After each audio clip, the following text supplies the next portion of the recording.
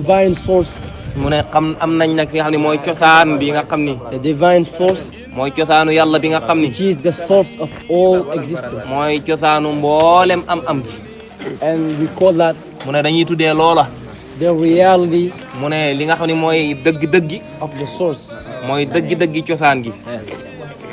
Like we say in Arabic, they say haqiqatul zati. mu ne comme ni arabi di wax naan dëgg-dëgg jëmmi yàlla ji. In English, they say mu ne bu fekkee anglais dañuy wax ni. the reality mu ne dëgg-dëggi. of the divine source. mooy nekk dëgg-dëgg jëmmi yàlla ji mooy xaqiqatu zaati. That's where everything started. mu ne lépp ci loola la tàmbalee. Then mu ne kon nag. Allah said ahbabtu. yàlla moo ne dama bëgg. Then you have the second transformation. mu ne su boobaa da ngay am ñaareelu tëjalli bi. You have the source, mu ne am nga cosaan bi muy zaatu. the source of the source, cosaanu cosaan bi mooy the azalu source azal. of the source of the source. ak cosaanu cosaan mooy azalu azal. You see that? mu ne gis nga loolu.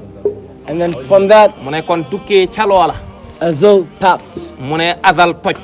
which is the Big Bang. muy big bang bi ñuy You have tudd bi. protons, neutrons, and mu ne nga am electrons, ay proton ay électron ak ay neutron. which is the source, mu ne loolu mooy cosaan bi. the source of the source, mu ne cosaanu cosaan mooy azalu azal. the source of the source of the ak source. cosaan mooy azalu azal. Then from that, mu ne kon nag tukkee ca loola. you have the first transformation, da ngay am tëjalli bu njëkk bi. the first manifestation mu ne feeñuwaay bu njëkk bi. of the source. mooy feeñuwaay bu njëkku azal bi. When Azal finished, mu ne azal bi mu jeexalee. the three sources, mu ne ñetti cosaan yi mu ëmbooni. when they're finished, mu ne biñ jeexee ñoom it. then you have the first mu ne su boobaa ngay am. manifestation. boobaa ngay am bi nga xam ne moom mooy première manifestation bi mooy yàlla bi mu bëggee feeñ dëgg-dëgg première fois bi nga koy am. Then he manifested mu ne su boobaa la feeñee. as Sayyidina Muhammad, mu génn nag nekk di jëm yonent moom sallallahu alayhi wa as sallam. the founder of Islam. mu nekk yaa ni moom moo sos islam. When he came, ba mu ñëwee nag moom. he said, dafa wax ni. ومن يبتغي غير الإسلام دينا, képp koo xam ne jàpp na yeneen diine yu islam. anyone who seeks a deen mu ne képp koo xam ne jàpp na yeneen diine. other than Islam, bu dul islam. and won't be accepted duñ from ko him, nangul pour moom. and he will be te dina nekk. among the losers dina bokk ci woy perte yi. on the last day. ci yawmal qiyaama. This is the first mu ne manifestation. lii mooy feeñuwaay bu njëkk. So when the Prophet Sallallahu Alaihi Wasallam came, mu ne yonent bi sallam ba mu ñëwee. he brought to us Sharia, daf Islamic ñoo indil laws, chariatul islamiyya. which is bi nga xam ne mooy nekk. the two witnesses,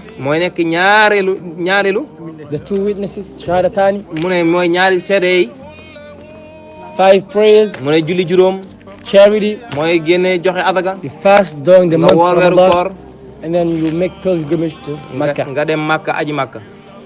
After that, mu ne ginnaaw loola. Allah wanted to mu ne yàlla bëgg. manifest feeñal. his second ñaareelu manifestation. feeñuwaayam bi. And when that came, mu ne loolu nag ba mu bëggee am ba mu amee. the reality mu ne su boobaa la xaqiqatu. of the prophecy ci la xaqiqatul muhammadiya jàll. popped. boobu la xaqiqatul muhammadiya toj.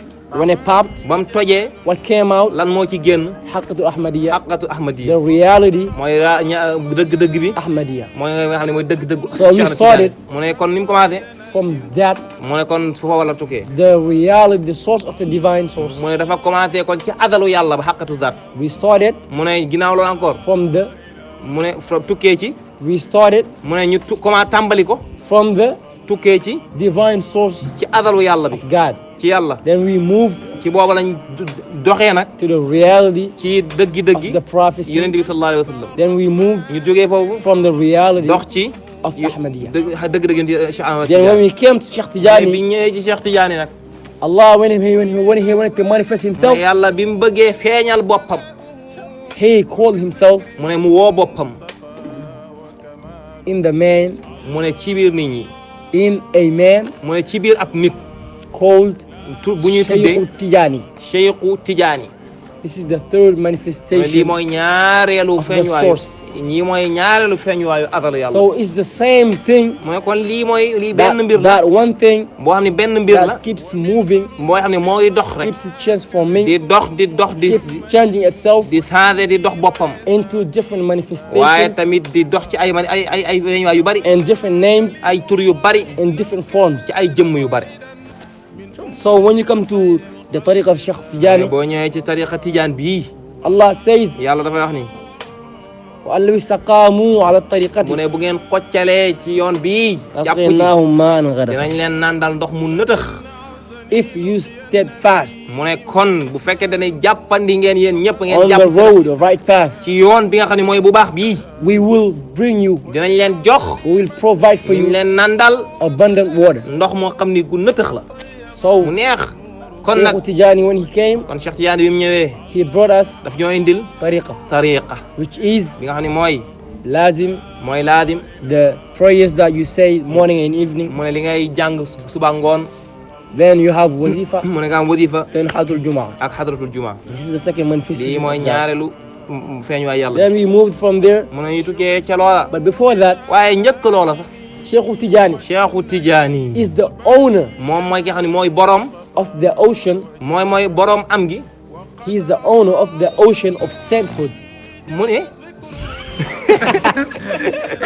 He's the owner moom mooy borom of the